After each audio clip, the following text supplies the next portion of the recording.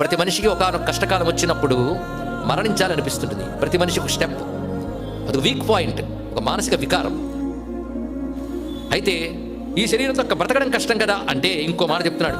ఒక దుఃఖం తట్టుకోలేక నువ్వు మరణించాలనుకుంటున్నావు, కానీ దుఃఖం ఒక పాపం వల్ల వస్తుంది.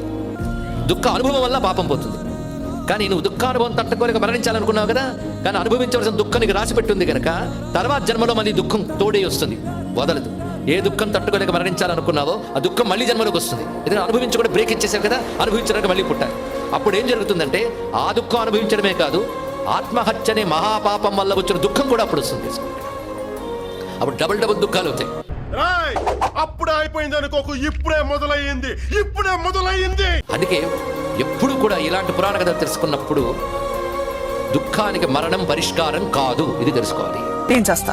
చచ్చిపోవద్దు మేడం, బతుకేం చేయాలి? బతుకు కోసమే బతుకు.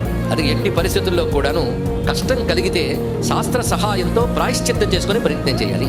అది ఎలాగో అంటే రకరకాల ప్రాయశ్చిత్త కర్మలు ఉన్నాయి. పెద్దలను అడిగి యజ్ఞాది కటువులు చేయవచ్చు, వ్రతములు చేయవచ్చు, కొన్ని రకాల దీక్షలు చేపట్టవచ్చు.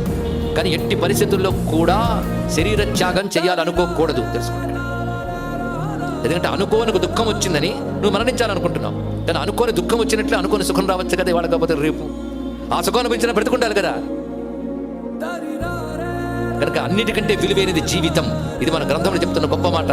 ముందు వాల్యూ ఆఫ్ లైఫ్ తెలుసుకోండి. ఇక్కడ ఈ జీవితం హాయిగా బ్రతకాలి. కేవలం మరణించిన తర్వాత మాత్రమే కాదు, ఇక్కడ హాయిగా బ్రతికితేనే అక్కడ హాయిగా బ్రతుకుతాం. అయితే ఇక్కడ హాయి ఎలా ఉండాలంటే ధర్మబద్ధమైన హాయి ఉండాలి. ఇది కావాలి. ఇక్కడ సుఖంగా బ్రతుకు, కానీ ధర్మబద్ధమైన సుఖంతో బ్రతుకు, అది తెలుసుకోవాలి. ఇక్కడ ఎవడు సుఖంగా బ్రతకద్దన్నాడండి? సుఖంగా బ్రతకడానికి ఆశ్రమాలు ఏర్పాటు చేశారు, గృహస్థాశ్రమం సుఖంగా బ్రతకడానికే, కానీ ధర్మబద్ధమైన సుఖంతో కనుక పాపం చేసినప్పటికీ అయ్యో పాపం చేసిన పశ్చాత్తాప్తుడై ప్రాయశ్చిత్త కర్మలు చేసుకున్నట్లయితే ఆ పాపం పోయి మళ్ళీ శుద్ధులైపోతాడు. ఎప్పుడైతే పాపం పోయిందో దుఃఖం పోతుంది. ఎందుకంటే దుఃఖానికి పాపం మూలం కదా, పాపం పోయిన దగ్గర దుఃఖం పోతుంది. అందుకే మన వాళ్ళు ఏమైనా కష్టాలు వచ్చినప్పుడు ఈ వ్రతం చేయి, ప్రదక్షిణ చేయని ఎందుకు చెప్పారంటే, ఇదివరకంటే ఎప్పుడో చేసుకున్న పాపం వల్ల దుఃఖం వచ్చింది కనుక ఇప్పుడు ఈ పుణ్యం వల్ల, పవిత్ర కర్మ వల్ల పాపం పోయి మళ్ళీ నీకు సుఖం వచ్చే అవకాశం ఉందిరా అని చెప్తారు.